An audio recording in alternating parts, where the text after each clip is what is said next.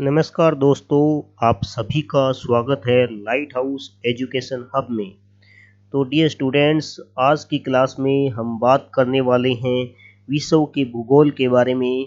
और आज का जो हमारा टॉपिक है वो है पृथ्वी और ब्रह्मांड।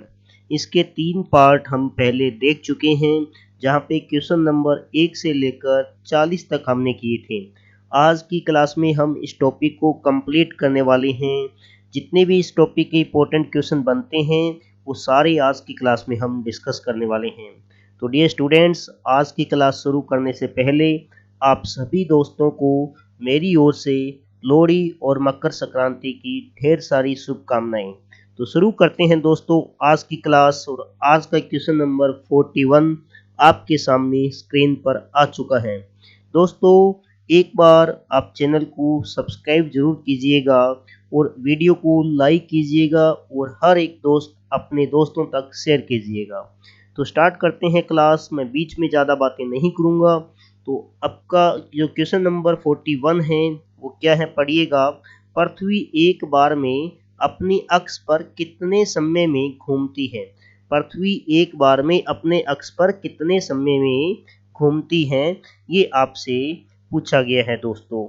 तो अगर हम बात करते हैं तो पृथ्वी एक बार में अपने अक्ष पर कितने समय में घूमती है, तो पहला ऑप्शन है 23 घंटे और 30 मिनट।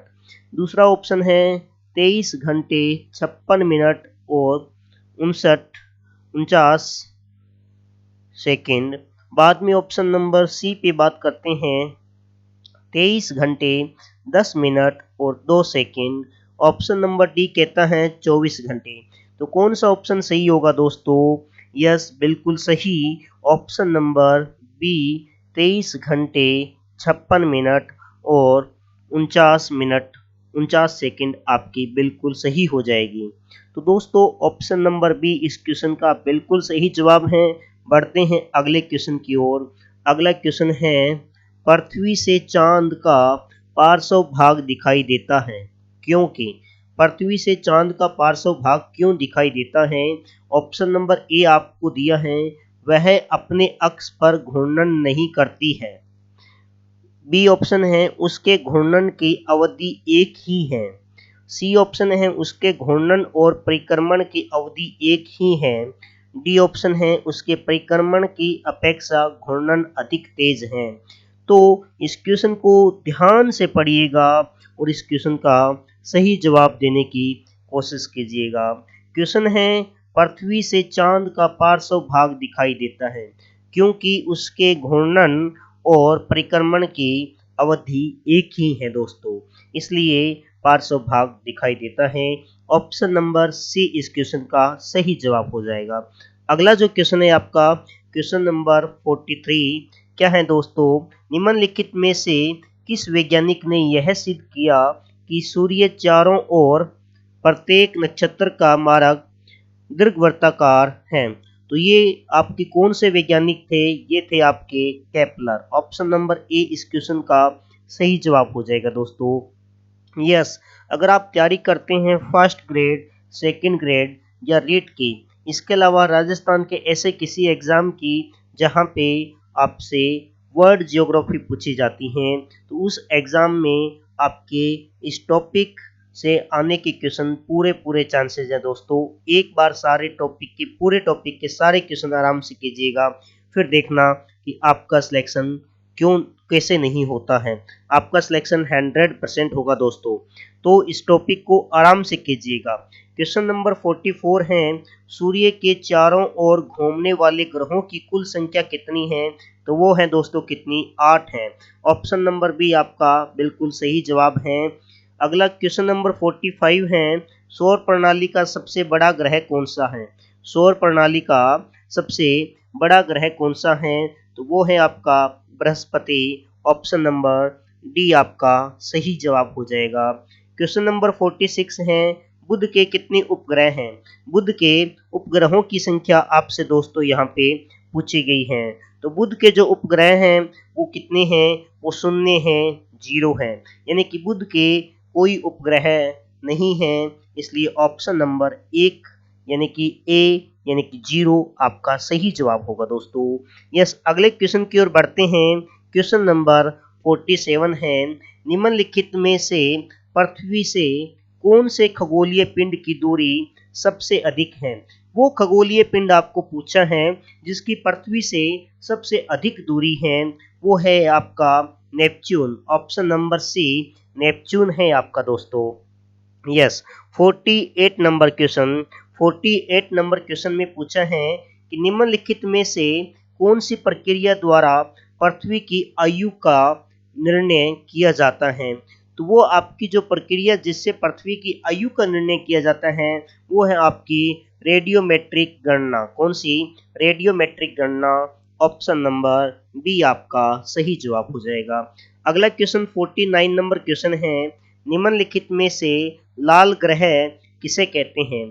तो लाल ग्रह किसे कहते हैं? शुक्र को कहते हैं, बुध को कहते हैं, मंगल को कहते हैं या बृहस्पति को कहते हैं? तो लाल ग्रह के बारे में पूछा है, तो लाल ग्रह कहते हैं दोस्तों किसे? बुध को कहते हैं। लाल ग्रह किसको? मंगल को, सॉरी, किसको कहते हैं? मंगल को कहा जाता है। Yes, question number 50, top 50 question आपके होने जा रहे हैं कंप्लीट। निम्नलिखित में से कौन सा एशियाई देश सबसे पहले मंगल ग्रह पर पहुंचा? वो कौन सा एशियाई देश है जो सबसे पहले मंगल ग्रह पे पहुंचा था? वो है अपना प्यारा भारत। भारत, भारत, इंडिया। अपना प्यारा देश भारत इंडिया ही है वो एशियाई देश जो सबसे पहले मंगल ग्रह पे पहुंचा है। बहुत ही इंपॉर्टेंट क्वेश्चन, बहुत ही शानदार क्वेश्चन। क्वेश्चन नंबर 51 आपके सामने, निम्नलिखित में से नीला ग्रह किसे कहा जाता है? नीला ग्रह किसे कहा जाता है? शनि को कहते हैं, पृथ्वी को कहते हैं, बृहस्पति को कहते हैं या मंगल को कहते हैं?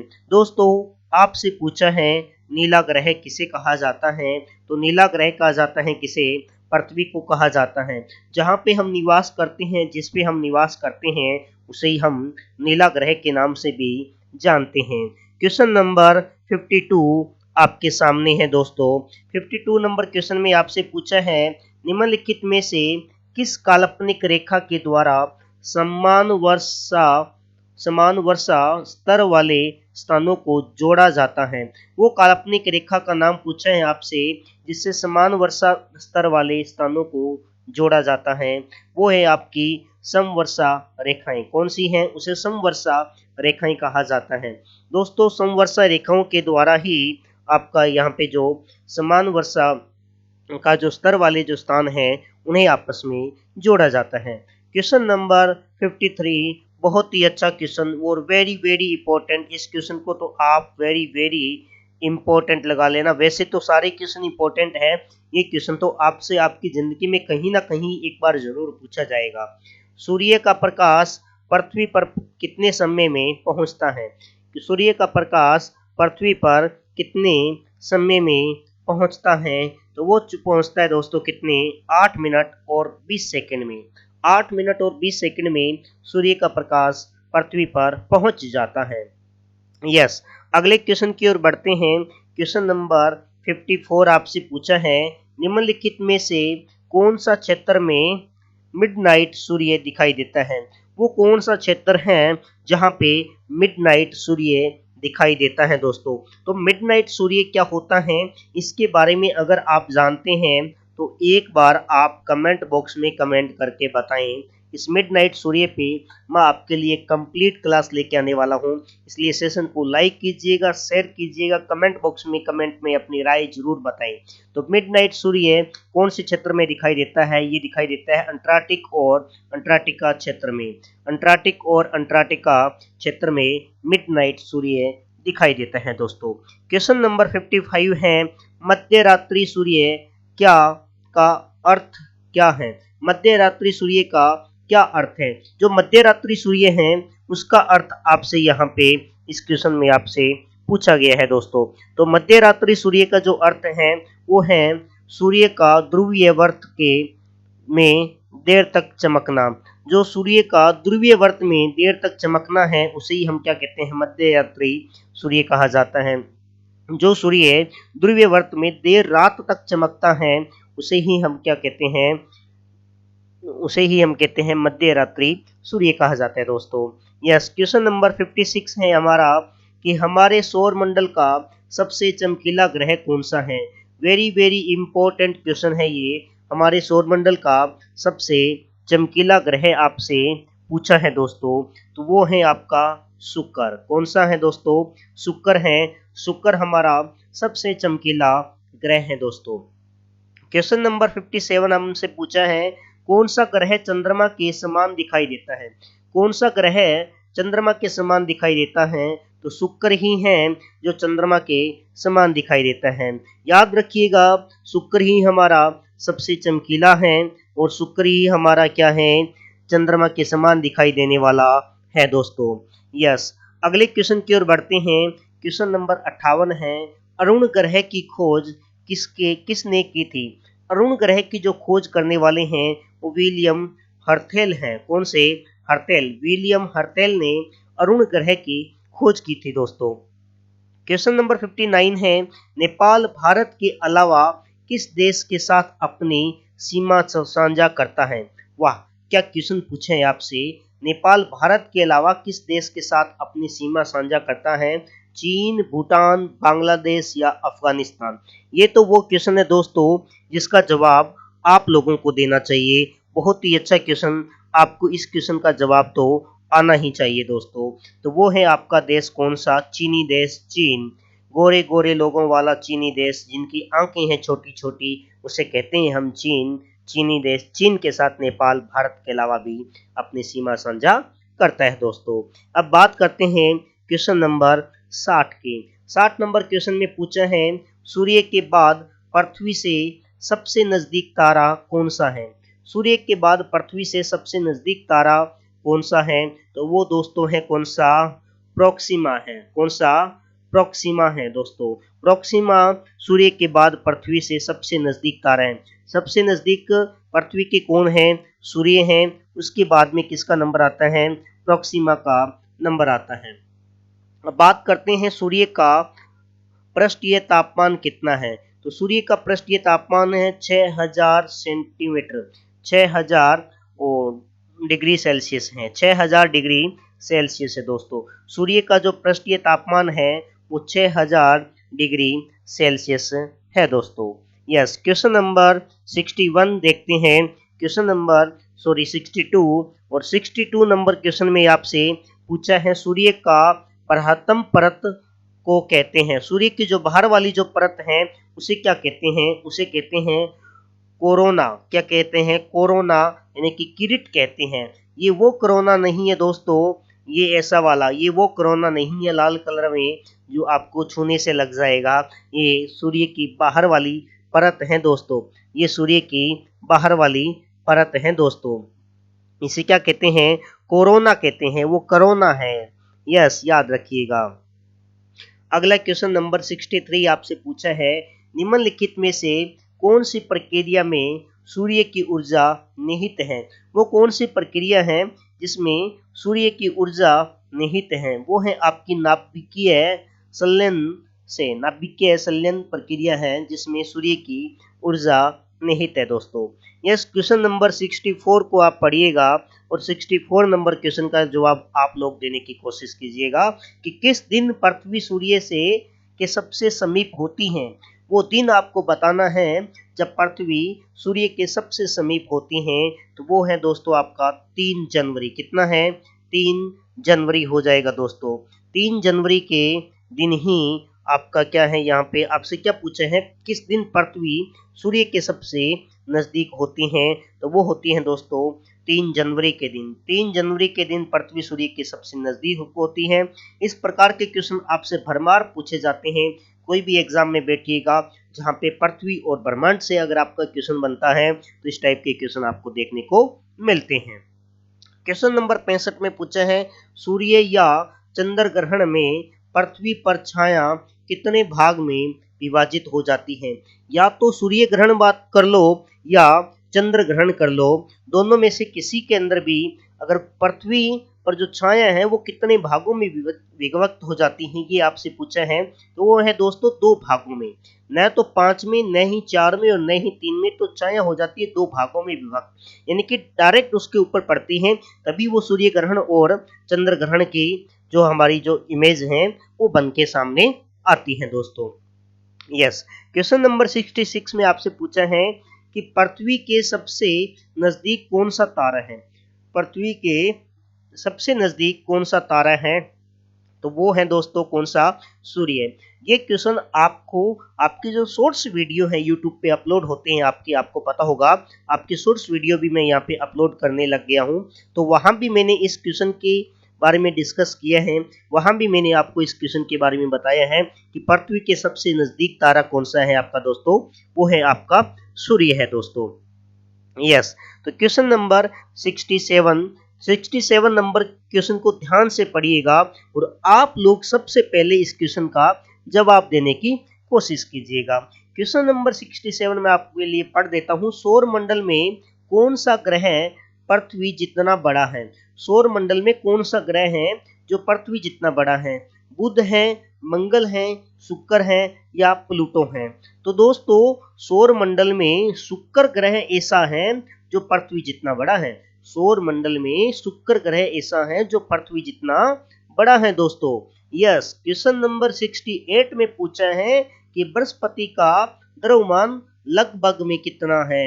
जो बृहस्पति है उसका जो द्रव्यमान है वो लगभग में कितना है। तो दोस्तों बृहस्पति का द्रव्यमान है सूर्य के द्रव्यमान का 1000वां भाग। सूर्य के द्रव्यमान का कितना, 1000वां भाग है। ये आपका सूर्य है, ये सूर्य का द्रव्यमान है। इसको अगर आप 1000 से भाग दे दोगे तो वो आपका किसके बराबर आ जाएगा, आपके बृहस्पति के द्रव्यमान के बराबर आ जाएगा दोस्तों। यस, 69 नंबर क्वेश्चन है, निम्नलिखित में से कौन से ग्रहों के उपग्रह नहीं हैं। वो कौन से ग्रह हैं जिनके उपग्रह नहीं हैं। 2 ग्रह आपसे पूछे हैं ऐसे जिनके उपग्रह नहीं हैं, मंगल और शुक्र, या बुध या शुक्र, या मंगल या बुध, या नेपच्यून या प्लूटो। तो ये क्वेश्चन तो बहुत अच्छा क्वेश्चन है। ये क्वेश्चन आपसे बहुत बार एग्जाम में, प्रीवियस ईयर एग्जाम में बहुत बार ये क्वेश्चन आपसे पूछा है। और ये वो 2 ग्रह हैं जिनके उपग्रह नहीं है। वो कौन से ग्रह हैं जिनके उपग्रह नहीं है, वो है आपके बुध और शुक्र दोस्तों। कौन से है वो आपके बुध और शुक्र हो जाएंगे दोस्तों। यस, क्वेश्चन नंबर 70 है, आपसे क्या पूछा है, केपलर के ग्रह का गति का नियम बताता है। केपलर के ग्रह का गति का नियम बताता है कि काल अवधि का वर्ग खालिस्तान के बराबर है, अर्ध दीर्घ कक्ष के बराबर है, या अर्ध दीर्घ कक्ष के वर्ग के बराबर है, या अर्ध दीर्घ कक्ष के घन के बराबर है, या अर्ध दीर्घ कक्ष के चौथी शक्ति के बराबर है। तो जिस भी स्टूडेंट को केपलर के ग्रह की गति का नियम पता है वो इस क्वेश्चन को बहुत आसानी से बता सकता है कि जो केपलर की ग्रह की गति का नियम है उसमें काल अवधि का जो वर्ग है वो ग्रह की अवधि के घन के बराबर है। किसके, घन के बराबर है दोस्तों, याद रखिएगा किसके बराबर है, घन के बराबर है दोस्तों। यस, टॉप 70 क्वेश्चन कंप्लीट करने के बाद में 71 नंबर क्वेश्चन आपसे पूछा है कि बुध ग्रह पर कितने दिन होते हैं। कि बुध ग्रह पर कितने दिन होते हैं। तो अगर बात करते हैं बुध ग्रह की, तो बुध ग्रह पे कुल मिला के 88 डेज होते हैं। कितने दिन होते हैं दोस्तों, बुध ग्रह पे 88 दिन होते हैं। अब बात करूं मैं पृथ्वी पे, तो पृथ्वी पे कितने दिन होते हैं। अब आप ऐसे मत कह देना कि पृथ्वी पे 365 दिन होते हैं दोस्तों। यस, धीरे धीरे इन बातों को आप भी सीखने लगेंगे। यस, अगला क्वेश्चन है, निम्नलिखित में से कौन सा बृहस्पति का उपग्रह नहीं है। जो बृहस्पति का उपग्रह नहीं है वो पूछा है, यानी कि 4 ऑप्शन में से एक है जो बृहस्पति का उपग्रह नहीं है, बाकी तो बृहस्पति के उपग्रह होने वाले हैं। तो बृहस्पति का उपग्रह कौन सा नहीं है, वो है आपका Deimos. Option number D, Deimos आपका बृहस्पति का उपग्रह नहीं है दोस्तों। क्वेश्चन नंबर 73 में आपसे पूछा है, निम्नलिखित में से कौन से ग्रह के उपग्रह नहीं है? निम्नलिखित में से कौन से ग्रह की उपग्रह नहीं है? वो ग्रह बताना है जिसका एक भी उपग्रह नहीं है। वो ग्रह आपको बताना है जिसका एक भी उपग्रह नहीं है, तो वो है आपका बुध। बुध का कोई भी उपग्रह नहीं है दोस्तों, याद रखिएगा। ये क्वेश्चन बहुत इंपॉर्टेंट है। जिन क्वेश्चन को मैं इंपॉर्टेंट बता रहा हूँ उन्हें तो आप अपनी डायरी के शुरुआती पन्नों पे भी लिख लिया करें दोस्तों। यस, खगोल भौतिकी में प्राह अंतरिक्ष में स्थित होल जहां से ऊर्जा और तारे निकलते हैं, क्या नाम दिया गया है? खगोल भौतिकी में प्राह अंतरिक्ष में स्थित होल जहां ऊर्जा और तारे निकलते हैं, उसे क्या नाम दिया गया है? तो ये हमसे पूछा है, तो उसे नाम दिया गया है व्हाइट होल। क्या नाम दिया गया है? White hole. ये याद रख लेना, हमें जो गुरुजी पढ़ाते थे, कौन से बोर्ड पे पढ़ाते थे? हमें व्हाइट बोर्ड पे पढ़ाते थे, वही उस होल का नाम दिया, व्हाइट होल दिया दोस्तों। 75 नंबर क्वेश्चन है, सूर्य के सबसे समीप कौन सा ग्रह है? सूर्य के सबसे समीप जो ग्रह है उसके बारे में आपसे पूछा है। तो सूर्य के जो सबसे समीप ग्रह हैं, तो वो दोस्तों आपका कौन सा हो जाएगा? बुध हो जाएगा। बुध ग्रह सूर्य के क्या है? सबसे समीप है दोस्तों। अगला क्वेश्चन है, सौर प्रणाली के 4 सबसे बड़े ग्रहों का क्रम है। सौर प्रणाली के 4 सबसे बड़े ग्रहों का जो क्रम है वो आपसे पूछा है। तो वो बृहस्पति, बुध, शनि और यूरेनस नहीं, बुध, बृहस्पति, शनि और नेपच्यून नहीं, बृहस्पति, शनि, अरुण और वरुण। ये बिल्कुल सीक्वेंस सेट है, ये सीक्वेंस बिल्कुल सही है। बृहस्पति, शनि, अरुण और वरुण है दोस्तों। यस, अगला क्वेश्चन क्या है? पल्सर, देखिएगा, पल्सर बाइक नहीं है ये। पल्सर क्या होती है? अब ऐसा मत कह देना सर, पल्सर तो एक बाइक आती है जो हम बैठ के उस पे कॉलेज जाया करते थे। पल्सर क्या है? तो पृथ्वी की ओर जा रहे तारे हैं, या पृथ्वी से दूर जा रहे तारे हैं, या तेजी से घूमने वाले तारे हैं, या उच्च तापमान वाले तारे हैं। तो कौन से तारों को हम पल्सर कहते हैं दोस्तों? तो तेजी से घूमने वाले तारे, जो तेजी से घूमते हैं तारे, उन्हें क्या कहते हैं? पल्सर कहते हैं। याद रखना, पल्सर बाइक वो है भाई साहब, बड़ी तेज चलती है। ऐसे याद रखना, पल्सर तेज चलती है तो वो तारे भी तेज चलते हैं। तो तेजी से घूमने वाले तारे क्या हैं? पल्सर तारे हैं। पृथ्वी और सूर्य अधिकतम दूरी कब बनाते हैं? पृथ्वी और सूर्य अधिकतम दूरी कब बनाते हैं दोस्तों? वो बनाते हैं 4 जुलाई को। कब बनाते हैं दोस्तों? 4 जुलाई को बनाते हैं। पृथ्वी और सूर्य अधिकतम दूरी बनाते हैं कितनी तारीख को दोस्तों? 4 जुलाई को बनाते हैं। यस, अगले क्वेश्चन की ओर बढ़ते हैं।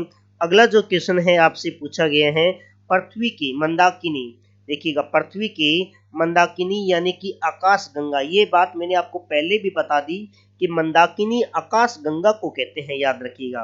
पृथ्वी की मंदाकिनी को सबसे पहले किसने देखा? वाह क्या बात है, कितना शानदार क्वेश्चन पूछा है कि पृथ्वी की मंदाकिनी को सबसे पहले किसने देखा? तो क्या गैलीलियो ने देखा, या मार्टिन सिमिट ने देखा, या मरकोनी ने देखा, या न्यूटन ने देखा? दोस्तों आप बताइए इस क्वेश्चन का जवाब। कोशिश कीजिएगा आप बताने की, जवाब कोशिश कीजिएगा।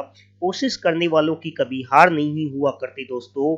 तो ऐसे डर के मारे तो कभी नहीं, या पार नहीं होगी। तो आप कोशिश जरूर करें, कोशिश करोगे तो आप बिल्कुल सही जवाब पे भी पहुंचोगे। यस, बिल्कुल सही जवाब है गैलीलियो। किसने? पृथ्वी की मंदाकिनी को सबसे पहले किसने देखा? गैलीलियो ने देखा। आप तो ये कर लो कि पृथ्वी की मंदाकिनी को कहाँ पे देखा? गैलरी में देखा। गैलरी में किसने देखा? गैलीलियो ने देखा। ऐसे याद करोगे तो आप बहुत शानदारी से, बहुत अच्छे से अपने कंटेंट को कंटेस्ट कर पाएंगे और अपने एग्जाम में अपने पूरे नंबर ला पाएंगे। तो दोस्तों पृथ्वी और ब्रह्मांड का ये आपका लास्ट एंड फाइनल क्वेश्चन था। अगली क्लास में हम एक नए टॉपिक के बारे में चर्चा करने वाले हैं। अगली क्लास में हम एक नया टॉपिक पढ़ेंगे, जो हमारा टॉपिक का नाम होगा अक्षांश और देशांतर रेखाएं। क्योंकि हम बात कर रहे हैं वर्ल्ड जियोग्राफी की, विश्व के भूगोल के, तो विश्व के भूगोल का अगला जो टॉपिक हमारा आता है वो आता है अक्षांश और देशांतर रेखाएं। तो दोस्तों अगली क्लास को देखने के लिए चैनल को सब्सक्राइब कीजिएगा, वीडियो को लाइक कीजिएगा, जितना ज़्यादा हो सके अपने दोस्तों तक शेयर करें। तो मिलते हैं एक नई वीडियो में एक नए चैप्टर के साथ में। तब तक के लिए good bye, thank you, bye bye.